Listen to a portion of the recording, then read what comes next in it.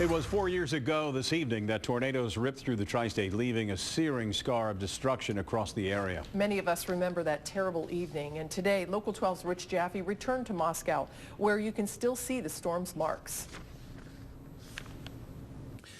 The trees around Moscow still show signs of the storm 4 years later.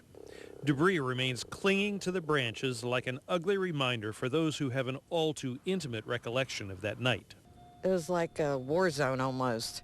Trees laying everywhere. My mom's garage was gone. The outside garage was gone. We just seen, we couldn't really get too far because of all the debris and stuff, around us. The twister jumped across the river, flattening houses and bringing one home lethally down on top of a village resident. Even today, some of the beautiful old river houses remain empty with their scars easy to see. Many others have the shadows of that evening buried with their foundations, green space growing in their place.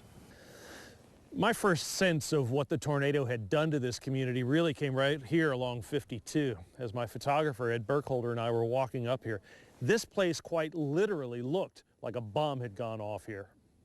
The walk-in introduced us to shell-shocked neighbors stumbling down the road in search of answers, loved ones, and solace. James Tull and his stepdaughter survived the storm in their house. Others didn't fare nearly as well. Do you miss the way it used to be? I miss the old houses, and a lot of people that we used to know kind of moved out, moved different places. And I think we kind of miss that. This is one of those towns everybody helps each other and kind of looks out for each other, so that makes it nice. Like an eerie reminder, the emergency sirens went off today, as if telling people they're ready for the next time.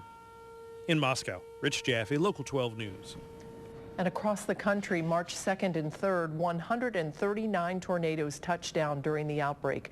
They hit 11 states from southern Ohio to northern Florida. 39 people lost their lives.